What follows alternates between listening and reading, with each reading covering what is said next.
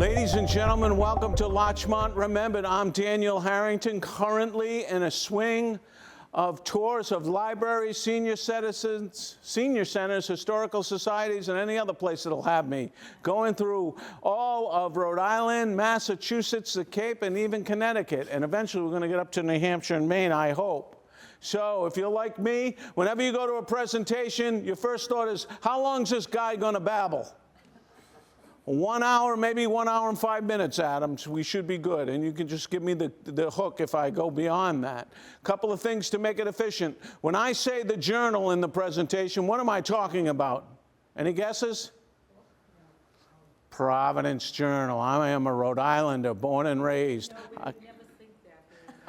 I call myself a recovering politician because I was an East Providence City Councilman. So when I say the Journal, we call it the Projo, that's the Journal.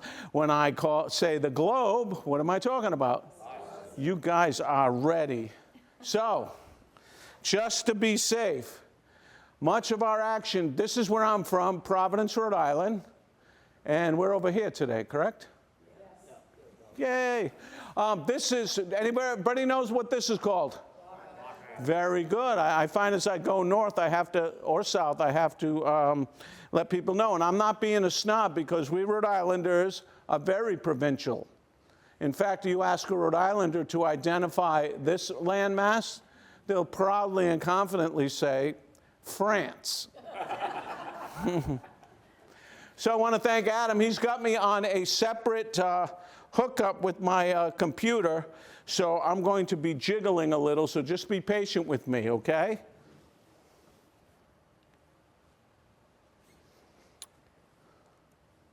News of America's most horrific sea disaster came to the world through the barking of a dog. It was sunrise on February 12, 1907, and Elam Littlefield, keeper of the North Light on Block Island and owner of the dog, felt his hand fall to his revolver. As his eyes popped open, Elam could hear a dangerous pounding on the door over the howls of his dog. So, racing to the door, he then saw a swollen, bloody hand sliding down the window. Then, opening the door, Littlefield watched a young boy crawl across the threshold, soaking wet, yet also amazingly covered in ice. Before collapsing, the boy moaned, "More coming, more coming." Only a few yards away, the lifeboat that once held the boy bobbed in the surf with a frozen collection of tangled bodies, lifeless yet staring at the sun. Ladies and gentlemen, welcome aboard the Larchmont, where fear, coincidence, and superstition converge and waltz with one another. Today, your own thoughts on coincidence and curses will be challenged vividly. As Shakespeare memorably said, there are more things in heaven and earth, Horatio, than are dreamt of in your philosophy. We shall see some of those things, so let's begin. The year is 1907, the place, Providence, Rhode Island. Steam and sail blend together on a waterfront that is the lifeblood of the city. It is the height of the Industrial Revolution, and prosperity reigned. Providence was affluent, adventurous, for the Civil War was a distant memory, and everybody knew in 1907 there would be no more war in the 20th century, right?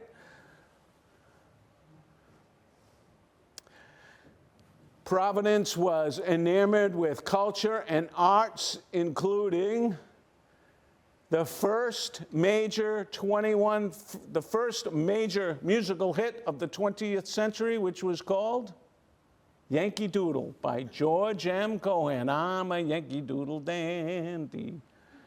Yes, this was Providence, Rhode Island, and the steamship represented the gateway to grand adventures everywhere. Yankee Doodles, young and old, longed for the steamships, including the Mount Hope, which serviced Block Island, Rhode Island, and even the luxurious Providence out of the Fall River line. Now, That was the expensive and luxurious Providence out of the Fall River line. For most people in Rhode Island and New England, they preferred the Joy line out of Providence. Why? It was cheaper. For $1, you could sail to New York City at dinner time and miraculously by breakfast be in the Big Apple. And for an extra $1, you could rent a private stateroom. For this was the era of the great steamships. And yes, it was a wonderful time to be alive. And it was an awful time to have to die in a tragic steamship. Our story today begins in the shadow of superstition. In 1904, almost 3 years to the day before the Larchmont sank, a Joy Line steamer out of Providence named the Tremont arrives in New York City on a beautiful Monday morning, and then fire consumes the ship. A cook was making breakfast when a spark strayed. Now, trapped in the bowels of the ship were circus lions brought in for an expedition. Now, the World News paper reported that firemen were forced to battle two maddened beasts on the fire on board the Joy Line steamer Larchmont. But trouble is, the story was a total fabrication. It was a lie. Now, there were lions aboard the Tremont, but they suffocated shortly after the blaze began while still in their cages. But 43 people, as in human beings, were saved by this man, 23-year-old pilot George McVeigh of Providence, who risked his life pulling people out of the burning ship. And McVeigh also rescued one baby lioness cub. Now, McVeigh was born in Bangor, Maine, and he became a steamship pilot at the age of 22, just like most of you, right? The fire catapulted McVeigh into the limelight and atop the slide of destiny where he's about to begin his descent. But first, say goodbye to the kitty and join me on another very important ship called the Cumberland. You see, the Cumberland was built by the Eastern Steamship Company, and she served your neighborhood, the city of Boston. Now, on a foggy day in 1902, the Cumberland, under the command of one Captain Allen, collides with the very ugly freighter called the Admiral Farrago. It was a freighter hauling fruit out of the Caribbean. And what do we call a ship out of the Caribbean that hauls fruit? A banana boat. And yes, there were 32,899 bunches of bananas on the Cumberland on the Farrago when she struck the Cumberland. So she starts to sink. So Captain Allen makes a daring run back to Boston where he hopes to beach the Cumberland before she goes under. And he makes it just barely.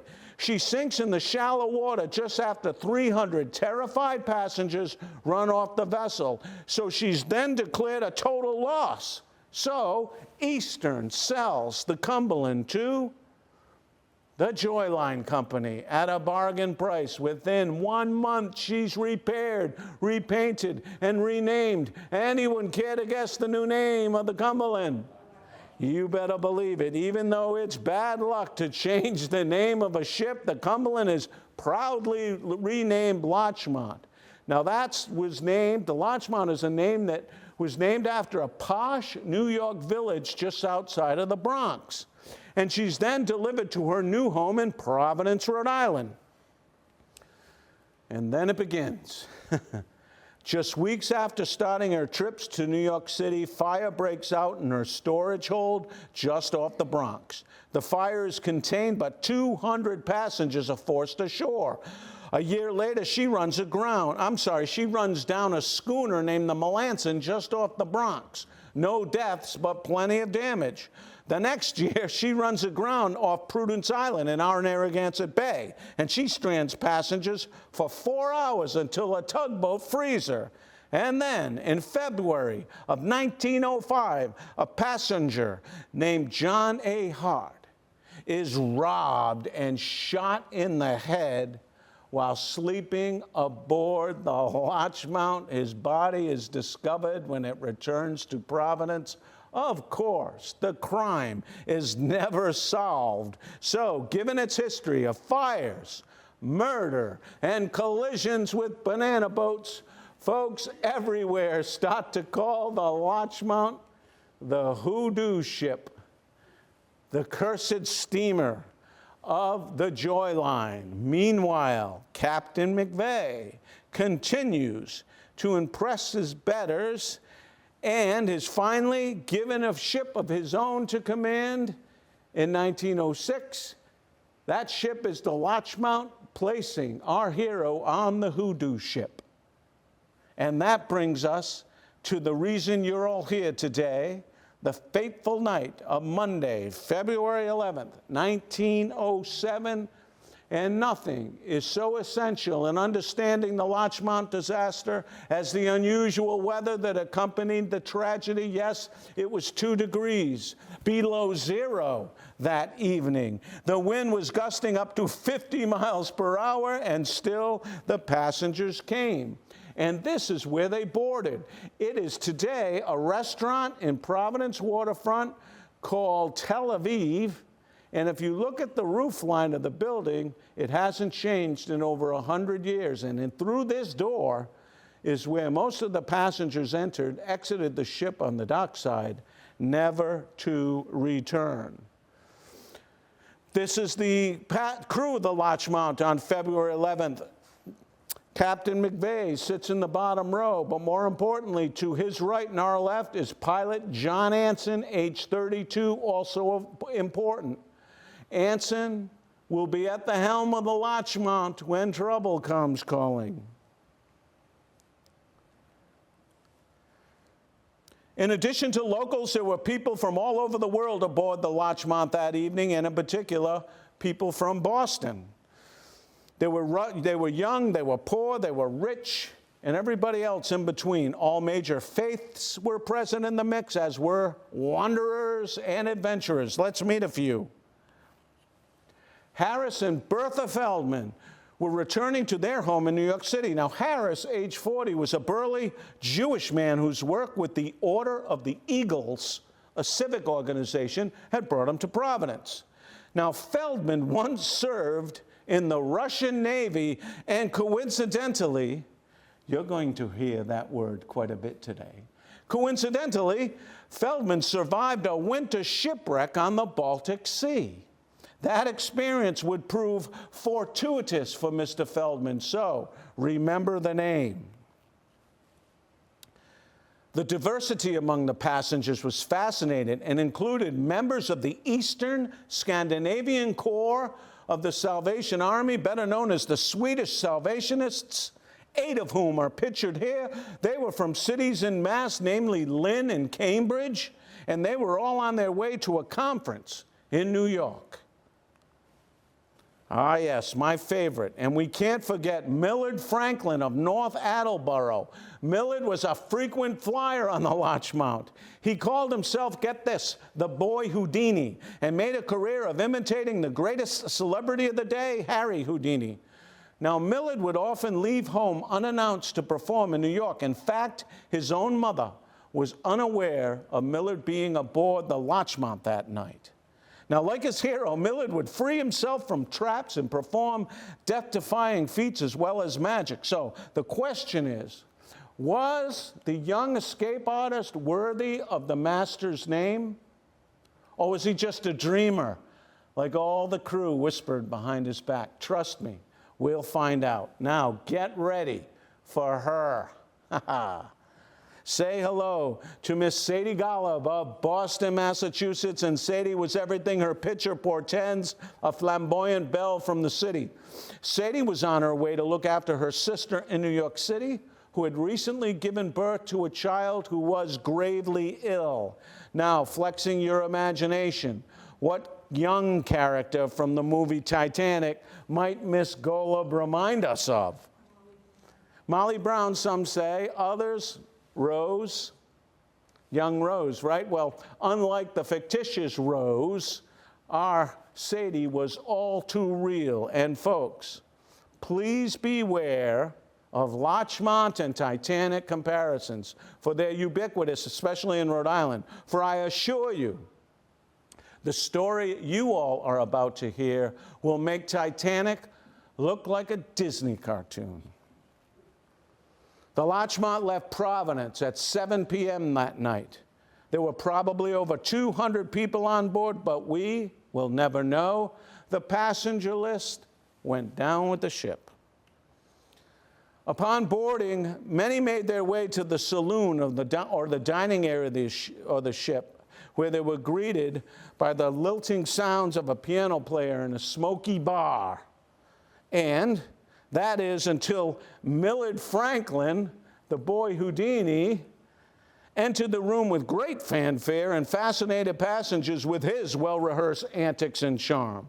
But then, with equal fanfare, Captain McVeigh suddenly comes into the room and halts the boy Houdini and announces a change in entertainment for the evening. So the crowd hushes and watches in fascination as 3 Swedish Salvationist women, armed with their guitar, enter the room. They then proceeded to give a concert.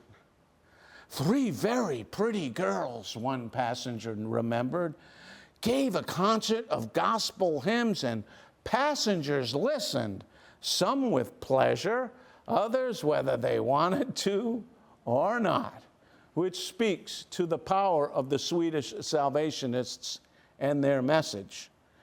From the back of the room, Captain McVeigh, a deacon in the church, held back tears as he watched the women fill the ship with hymns. "This has been an amazing night," he whispered. Of course, McVeigh, nor anybody else in the room, were aware that death already held them all in the palm of his hand. It was just before 10 p.m. McVeigh then left the saloon to make his inspection rounds, which was normal. The Larchmont had just passed Jamestown, Rhode Island, in Narragansett Bay. Meanwhile, the Harry Knowlton, a 3-masted schooner, 128 feet long, somewhat shorter than the 250-foot Larchmont, was running a heavy load of coal from New Jersey to Everett, Massachusetts, just up the road. The Harry Knowlton was commanded by Captain Frank Haley, pictured here to the right of McVeigh. Haley, also of Everett, Mass., was a 58-year-old father of 15, who'd been a captain for over 30 years. Now, the wind was still gusting up to 50 miles per hour, but visibility that night was perfectly clear. Neither ship had any problem seeing the other. So, what happened? The Larchmont was heading west towards New York, the Knowlton east towards the Cape. The 2 ships would meet 3 miles south of Watch Hill, which is in westerly Rhode Island, and 8 miles north of Block Island, very heavily trafficked area. Quartermaster James Staples was physically steering the ship, taking orders from Pilot Anson. As mentioned, Captain McVeigh was making his rounds. This graph nicely illustrates both captains' official versions of the crash given afterwards. Captain McVeigh's explanation has the 2 ships about 2 ship lengths away from each other when the Knowlton suddenly makes a sharp turn into the Larchmont. Captain Haley's explanation, perhaps more realistic, simply has the 2 ships headed straight for one another. Here's what we know for sure. At 10:15, McVeigh returns to the bridge. Pilot Anson stood at the center window. At 10:30, McVeigh heads to his cabin to tend to paperwork. This, too, was pretty routine. And that's when Anson first saw the lights of the Harry Knowlton. Anson assumed the 2 vessels would pass fairly close, but with enough space between them, so he didn't budge. But as the ships drew closer, it was clear They were headed straight for one another. For God's sake, Saples, port the wheel. Port the wheel, which means in those days, taking that big old wheel, turning it to the left so the ship would suddenly turn right. However, the high winds caused the Larchmont to turn, agonizingly slow, yet propelled the steam-powered Knowlton at the Larchmont at a faster rate than anticipated by Anson. So again, he cries out, port the wheel, and then blew the Larchmont's whistle 4 times, the universal distress signal. Hearing the whistle, McVeigh bolts up to the bridge. Seeing the Knowlton now just a few feet off the bow, he famously yells, "My God, John Anson, what have you done?" Anson didn't respond. He just stood there, looking at the Harry Knowlton through his binoculars. Then came the crash. The Knowlton rammed into the port side of the Larchmont, just forward of her paddle wheel. Some believe Anson's last-minute turn was actually worse than doing nothing. Had he not turned at the last minute, the 2 ships would have likely only sideswiped one another. But the sudden turn allowed the Knowlton to T-bone the Larchmont. In fact, the 2 ships remained stuck together for a few moments until separated by the waves. So McVeigh quickly inspected the damage and instantly thought of trying to beach the ship, kind of like the captain of the Cumberland did way back when.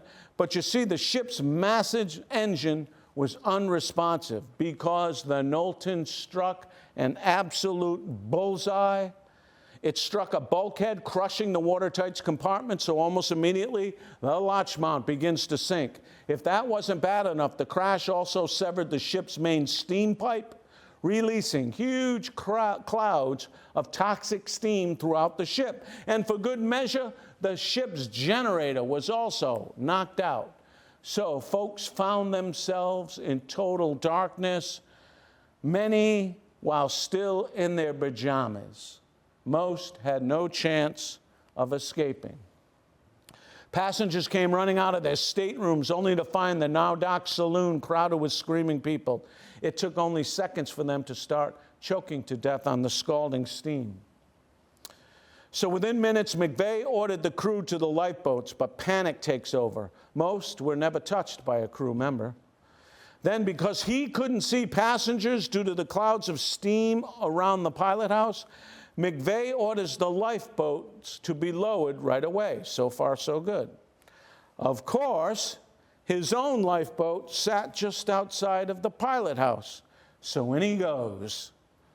His thinking was the crew will have a better chance of finding passengers once their own lifeboats are in the water. It's a fateful decision, and the press doesn't buy it. In the end, only 4 of the 8 lifeboats survived the sinking. Now, just before McVeigh lowered his own boat, he inspected the chief engineer's boat. That was loaded with about 20 people, mostly crew members. No one ever saw that boat again. Witnesses say that just after launching, 3 panicked crew members jumped in the boat, toppling it over and sending it to the bottom of Block Island Sound. Once in the water, McVeigh begins to row towards the port side of the ship, where he hoped to find passengers, but his efforts were useless. The wind was just too strong, so he then watched the Larchmont sink on an even keel. She sank in about 15 minutes, maybe less. A few yards away, the glorious steamship Providence passes by the Larchmont. Remember, it was a very heavily traveled area of the ocean. However, since the Larchmont is now invisible because all her lights are out, the Providence steams right by. Although invented, the Larchmont wasn't equipped with a wireless radio. It was just after 11 p.m. Now, meanwhile, the Harry Knowlton, having sustained damage to her bow, was taking on water. So Captain Haley decides to try to beach her at Watch Hill in Westerly, 3 miles away. But by morning, it was clear she would bottom out off of the shore. So Haley ordered his 7-member crew into a single lifeboat. And fortunately, the lifesavers at Quanaketog Life Saving Station in Charlestown, Rhode Island, were ready to assist. And all 7 crew members of the Knowlton were saved. Aboard the Larchmont, however, the situation was quite different.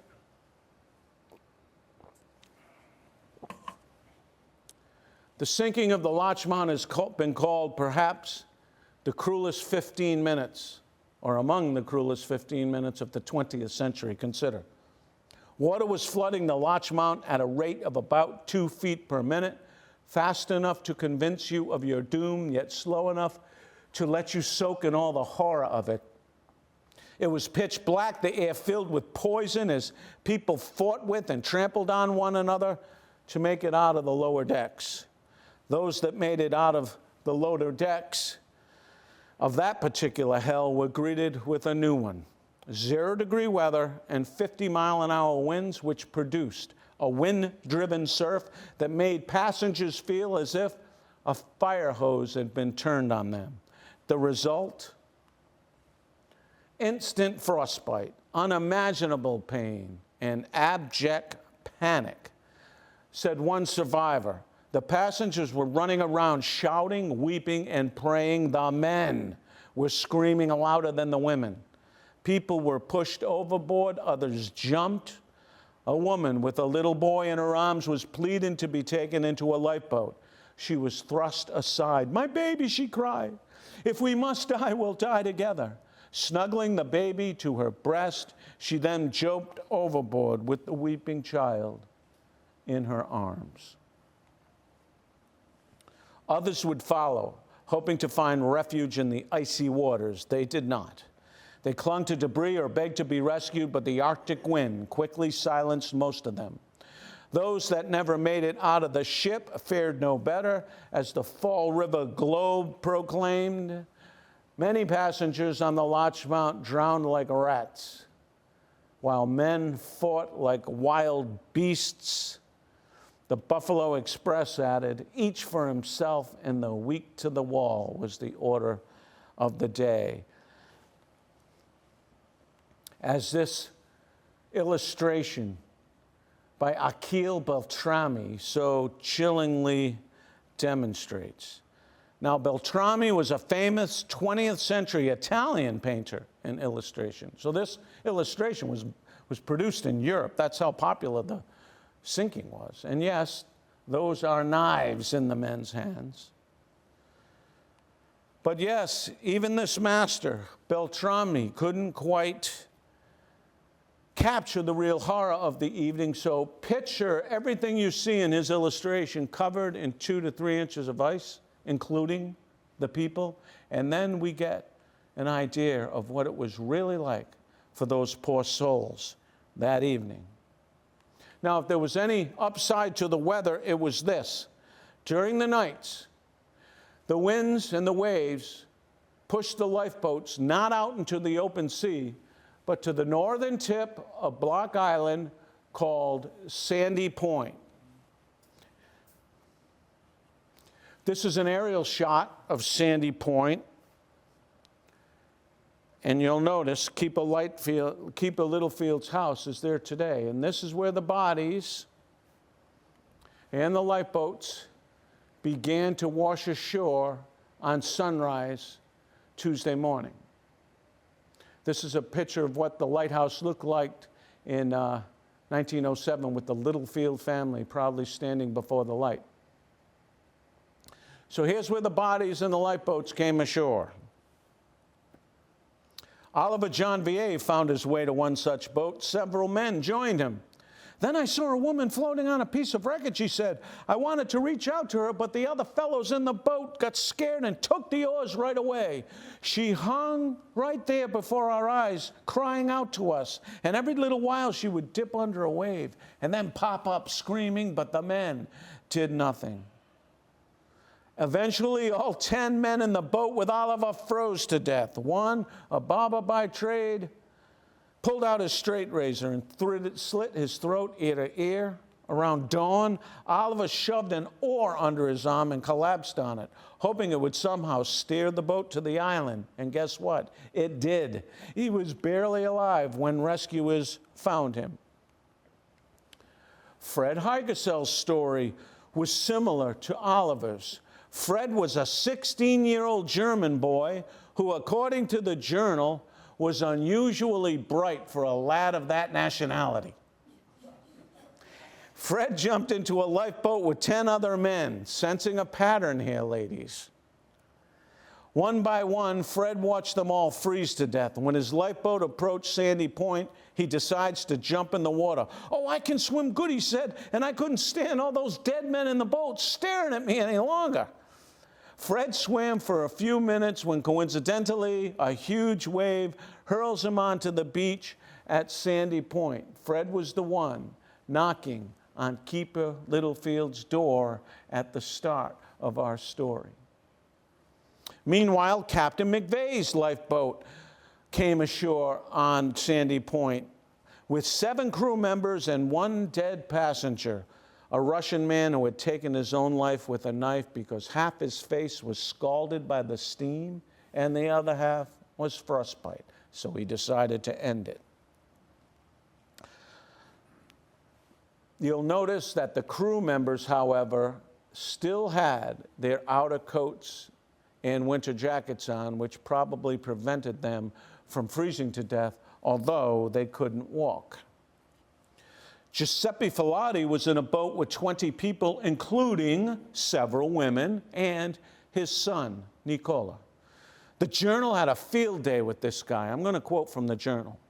Giuseppe Filati, an Italian, they noted, couldn't speak English fluently, but his speech was illustrated with an Italian's characteristic gesticulations. He smiled gleefully when displaying his hands, which were swollen but hadn't burst open like all the others.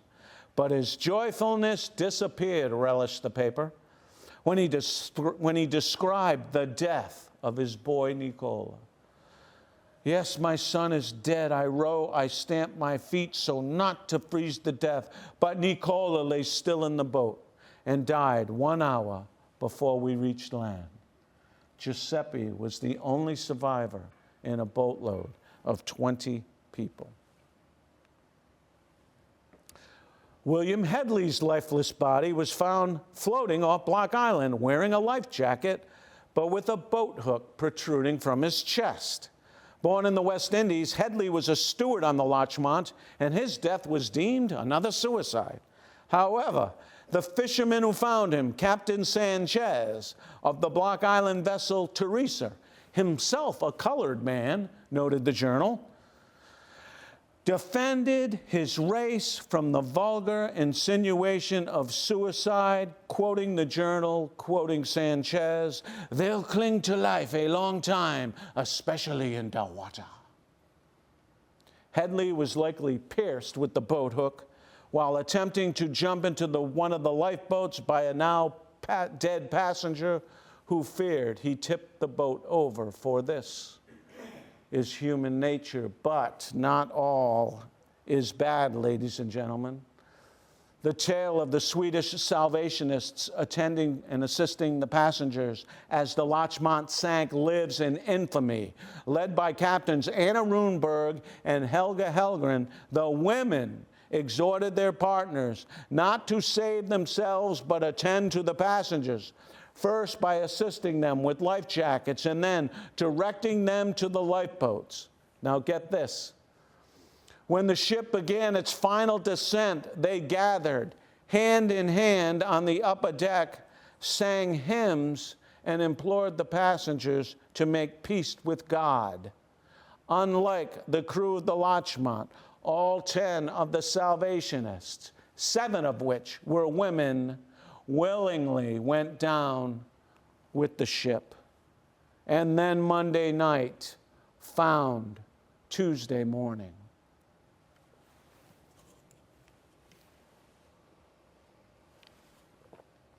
The striking The sinking, is headline news all over the world as tales of horror and cowardice stun the masses. Meanwhile, on Block Island, the task of collecting the dead begins.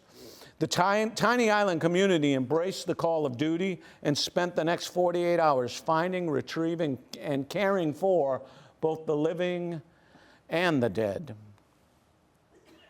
Now remember, in 1907, Henry Ford's Model T was just a year or two away, so horse-drawn carriages were the norm on Block Island. And horse-drawn trolley cars. I love that picture. And of course, horse-drawn wagons and carts, and that is why the dead were collected in wagons supplied by the islanders.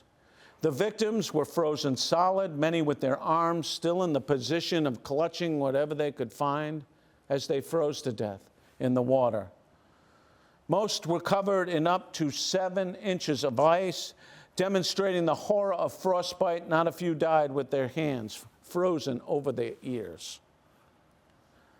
Here, a body of a young woman is added to the cart shown in the prior image.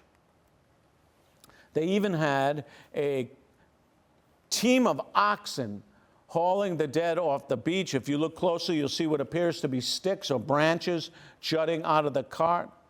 They are the frozen limbs of the dead protruding from the blankets. This truly was a horror show. Now, most were taken here to the Sandy Point Life-Saving Station, which used to stand right behind the lighthouse. It served as both a morgue and a hospital where the many dead crowded out the living. Now, meanwhile, a Joy Line steamer called the Kentucky arrives at Block Island around noontime on Tuesday to retrieve both the living and the dead.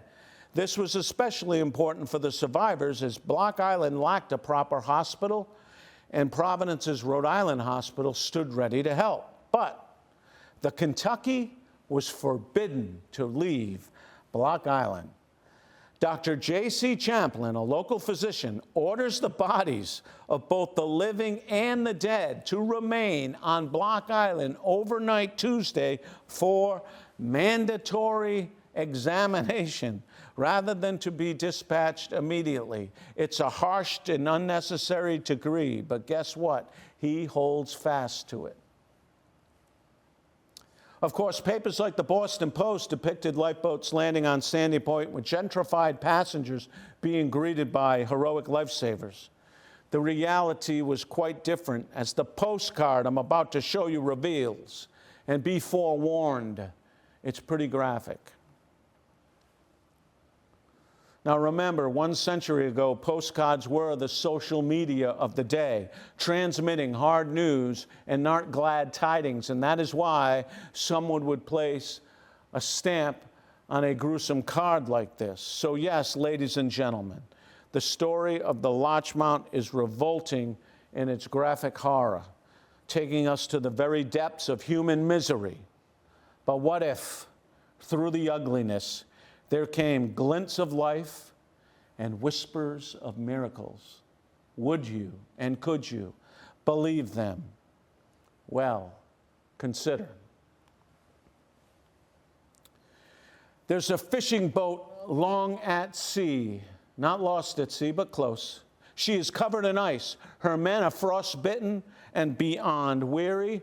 She is long overdue at her ice-covered port on Block Island, and it is late Tuesday morning. She is the Elsie. She's a fishing schooner, and she's searching for bodies off of Block Island. But the weather is still so bad that the mission has become most dangerous as the Elsie is icing up. Now, the Elsie is skippered by Captain John Smith and counts 3 of his sons among her crew. So at 11 a.m., they decide they'd better head home. And then they saw it. One of the Smith boys shouted, "Captain, wreckage ahead! Captain, there's something floating out there." What the Elsie spotted was a portion of the Larchmont called the hurricane deck. Sorry about that. Essentially, a row of 5 cabins that broke off when the ship sank. Now, about 35 people gathered on this structure, and of course, they all began to freeze to death. Now, as the Elsie approached the floating hurricane deck, the Smith boy continued to report what he saw. Captain, there are frozen bodies stuck on that wreckage. Repeat, dead bodies on that wreckage. Our job is not done. We are going nowhere, and we have work to do.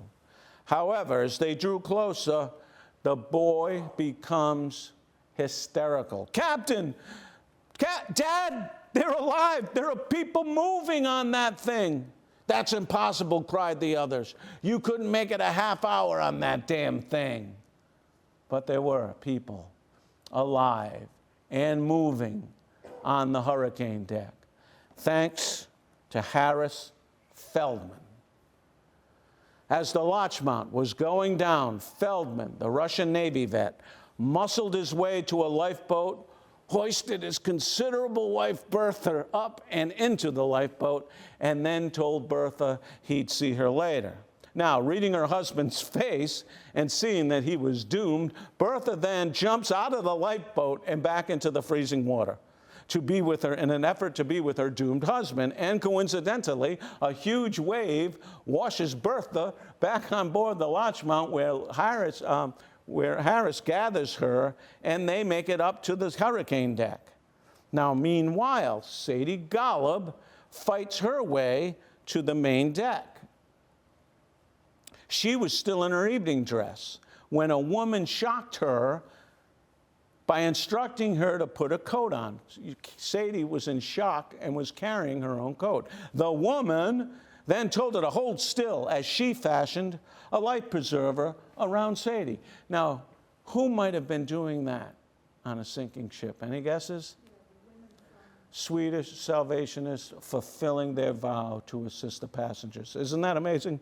So little tiny Sadie Golub fights her way up to the hurricane deck.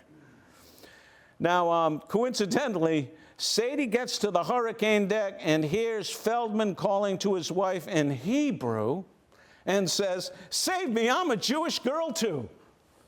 Feldman turns to the girl he never met and shouted, "If I am saved, you will be saved. If we die, we'll die together." Hollywood couldn't come up with a better line.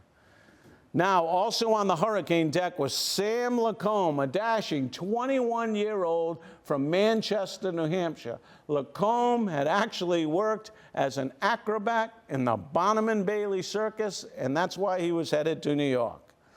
Tony Rezakovich, a Polish immigrant from Central Falls, spoke no English, but understood Feldman perfectly when he reaches the hurricane deck because Feldman happened to also speak Polish. David Fox of New Jersey was returning from a Boston Bible conference and begins to pray out loud when he reaches the hurricane deck. Now, there was one more crew member on board named Richard Hall, and I do not have a picture of him. Feldman understood the danger they all faced, quoting him, "I could see strong men toppling over into the sleep that could only mean death." That's what happens when you freeze to death. You fall asleep first. So he said, "I realized that unless I adopted heroic measures, I would see my wife perish also." She lay between the bodies of two dead men and was drifting into that fatal sleep. And so, with the last vestige of strength left in me, I began to beat her to revive her flagging life. I struck her on the face and on the body and spared not the blows. For 10 minutes, I continued the drubbing, and to my joy, she opened her eyes and was able to sit up in my arms. The violence of my effort served the double purpose of reviving my own spirit. Feldman then went to work on the others. "Keep moving," he commanded. "Don't lie down with the dead." Great advice for any generation. "Strike one another hard when necessary." Harris directed the acrobat Lacombe to revive Sadie Golub, who had fallen asleep, and told him to watch over her. He insisted David Fox keep praying out loud, often shouting at him. Hearing Fox praying the Psalms of the Old Testament, Feldman barked, "Fox, are you Jewish?" "Sir, no, sir," Fox replied. "I'm from New Jersey." Feldman was in complete control and seemed to possess superhuman energy, and those who listened stayed alive throughout the entire night. Around 8 a.m. the next morning, Feldman, still alive, sees the shore of Block Island in the distance. So he strips a bright shirt off one of the dead passengers and begins to wave it to the lifesavers on Block Island, to no avail. Unlike the lifeboats, the hurricane deck drifts past Sandy Point and out into the open Atlantic. All hope is lost. And then, 11 hours after the Larchmont sank, the 8 survivors on the hurricane deck see the Elsie breaking through the foam. The Elsie then, against long odds and 20-foot waves, uses a small fishing dory and manages to pull the survivors off the hurricane deck one by one. Crew members wondered how any of them could still be alive. They are then loaded aboard the Elsie and bundled up and taken back to Long Island. However, the passengers were in rough shape. Sadie Gollop's teeth, for example, were stuck together so firmly, it was 3 hours before they could be pried apart. But they were alive. Consider, the weather caused hardened men to slit their own throats, murder others, and watch women drown. Yet 8 people on a piece of wood in the open ocean stayed alive for over 12 hours. Miracle? Would have been a miracle to survive for 1 hour. This is a picture of the Elsie from that year, and she became a symbol of the spirit of survival, and not only the survivors, but in the citizenry of Block Island who rose to that occasion.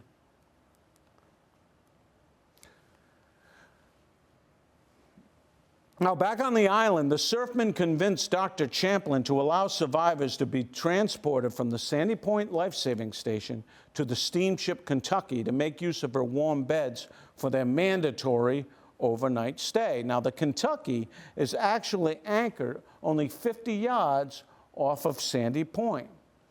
So they decide to put the survivors in carriages, load them into a longboat, and take them out to the Kentucky for their mandatory overnight stay.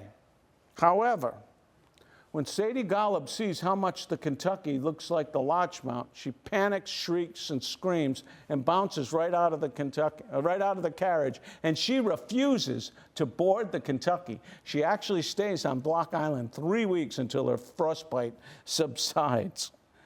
Now, the rest of the survivors, there's the young German boy, Fred Heigersel, they are loaded into the longboat and taken out to the Kentucky for their mandatory overnight stay. Captain McVeigh is among those hoisted aboard the Kentucky. The Globe tells its readers to, quote, note the condition of his frost-bitten hands, which still look like he's grasping an oar. In this image, the rest of the survivors are hoisted onto the Kentucky. They're bedded down for the night, but are denied the comfort of sleep as their bodies start to defrost, causing them to toss and sob throughout the entire night. And that brings us to Wednesday, the second day after the collision, and we're in the home stretch of our presentation. So it's time for a little audience participation. I found that helps. So on the count of 3, would you all be gracious enough to read out loud the line below the title? 1, 2, 3. Say it again. Thank you. In a little while, I'm going to say, now say it, and I'd like you to repeat that line again. Fair enough? All right, let's continue with our home stretch.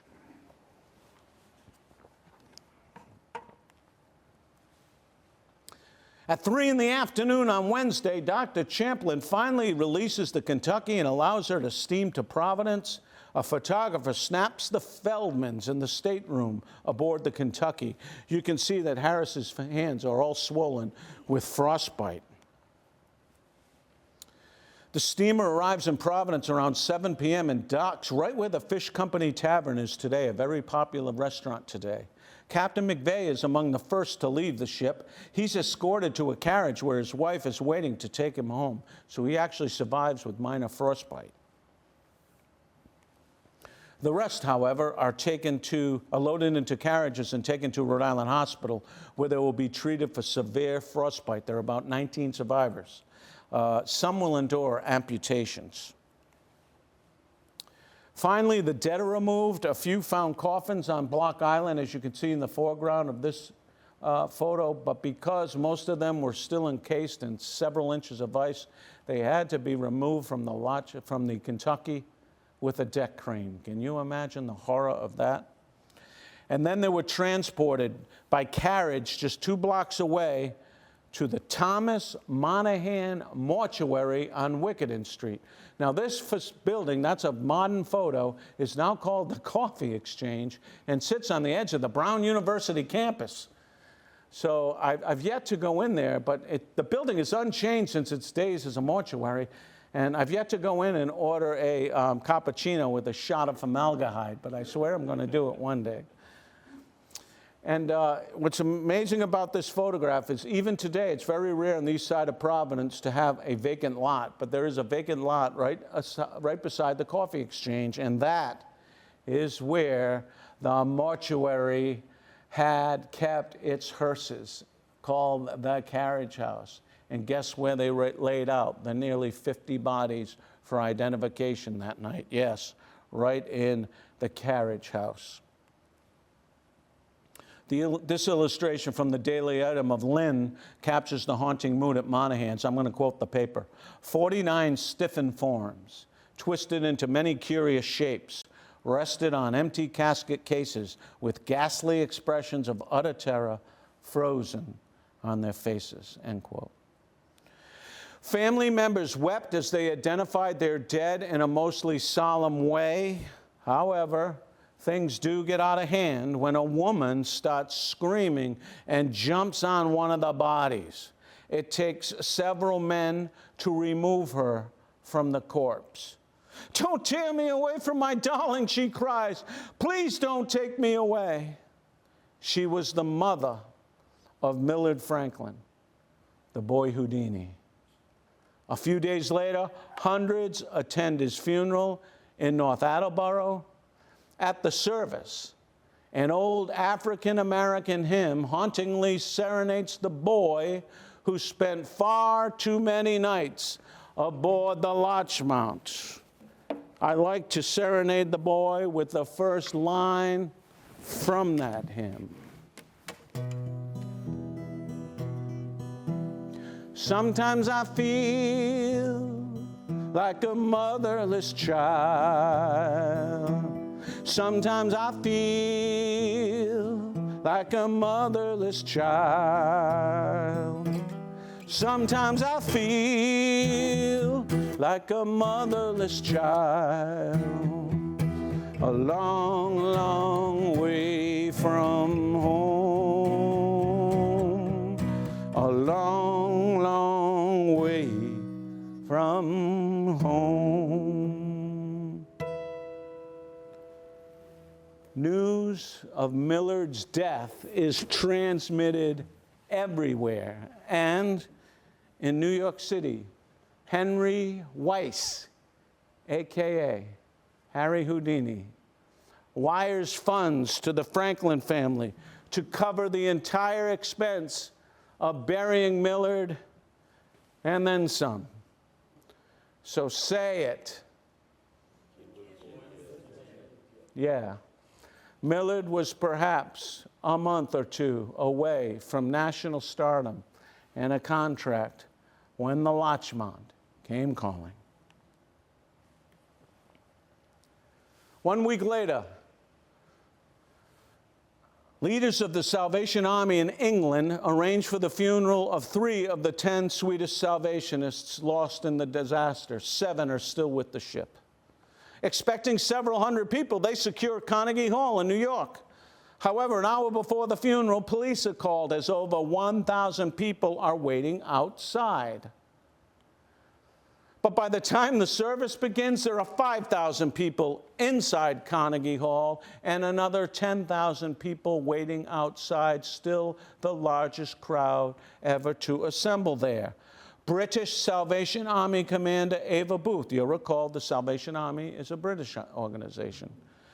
So Ava Booth eulogized the Salvationists' loss that night and recounted how they sang Rock of Ages and Nearer My God to Thee, as the Larchmont sang, and in so doing would inspire all of England, including 8 musicians who followed their very example by reprising Nearer My God to Thee when the doomed ship they were on, called Titanic, met its end only 5 years later. So please, New Englanders, stop calling Larchmont Rhode Island's Titanic. You see, we have it backwards. Titanic was Europe's Larchmont. Oh, yes. There's one important fact about the acrobat, Sam Lacombe, I haven't told you. You see, when awakened by the crash, water was already filling Sam's cabin, so he had to rush, and he fled immediately. So when he arrives on the hurricane deck, the others are stunned to see a man barefoot and in his underwear. Sam simply didn't have time to dress. Later, when examined at Rhode Island Hospital, the doctors were stunned.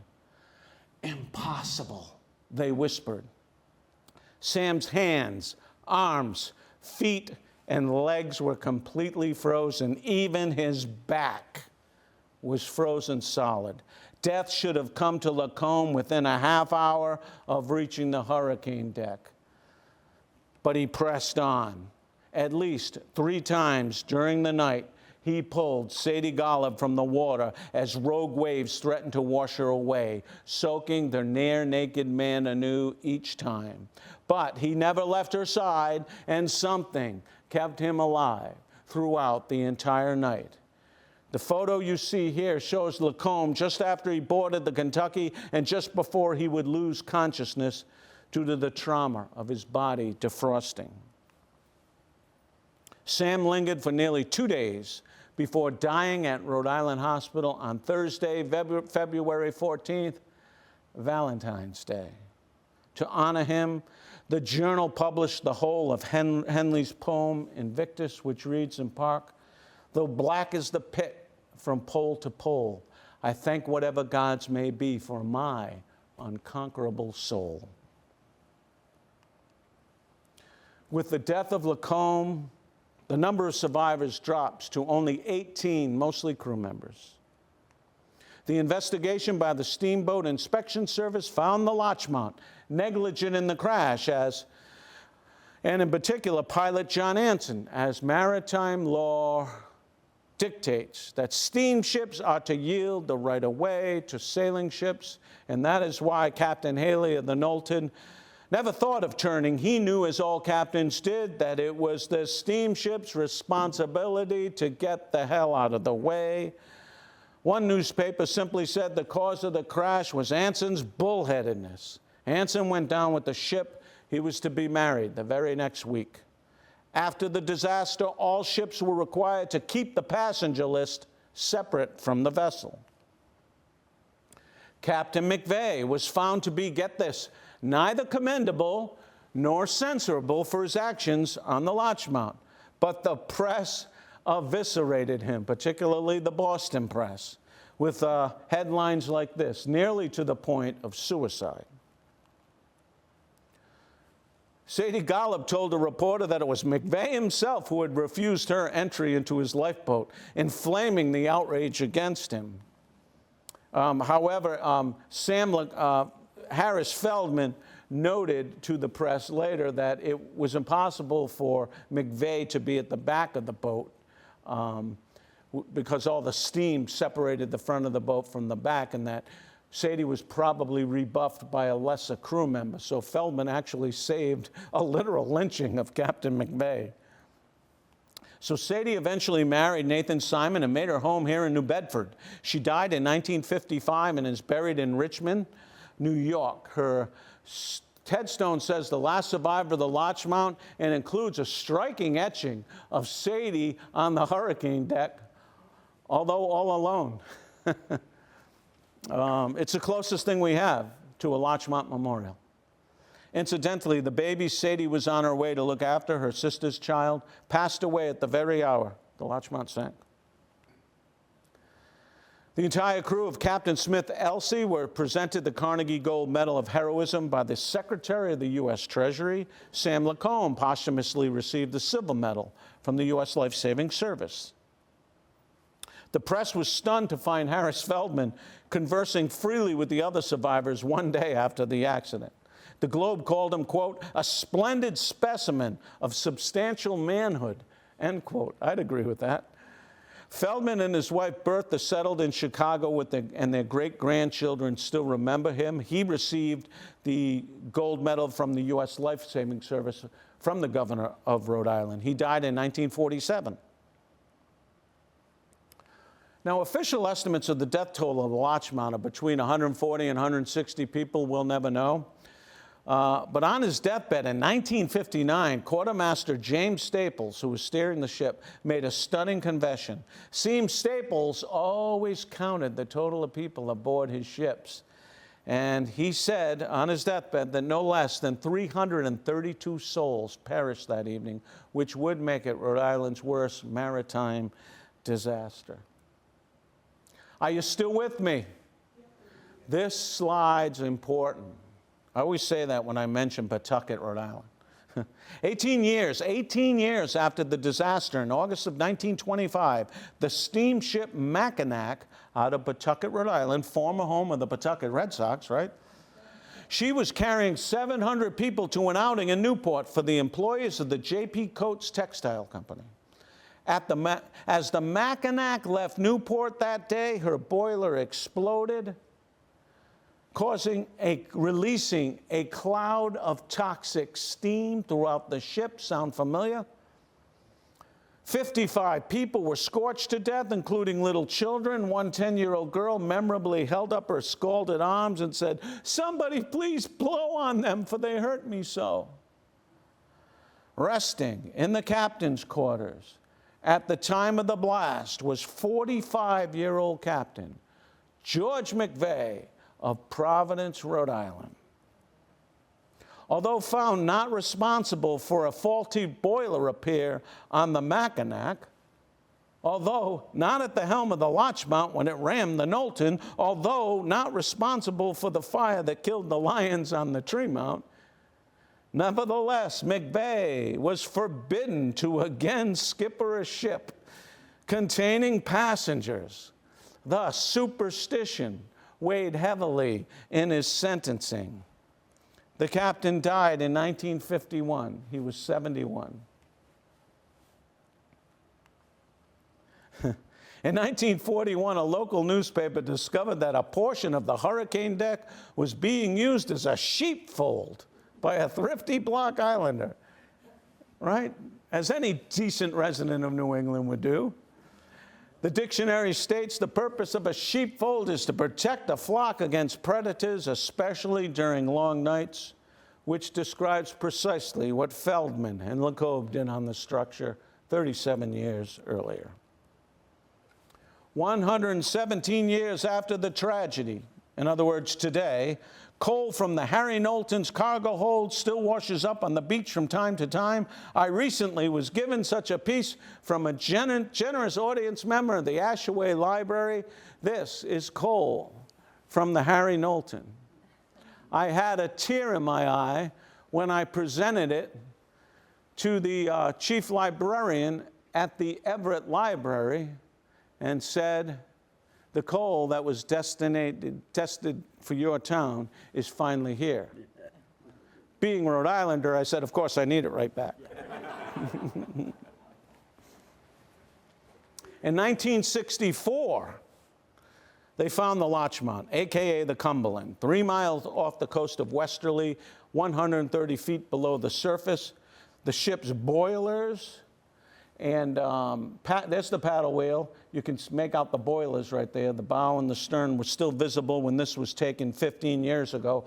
However, it's in a shipping lane, so I'm told that the nets of the fishermen have rapidly deteriorated her, although have seen a lot of artifacts, and there are a lot of artifacts around.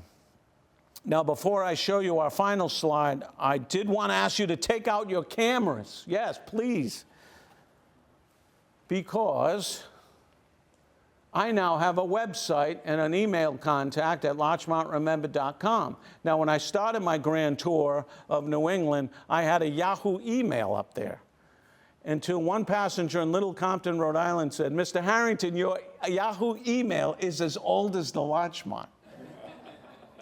So now I got a website that'll tell you where we are, what are the events, see some of the places we've been, and obviously have a contact. So if you've got any information on the Larchmont or know a library or an organization that might like the show, please pass that along.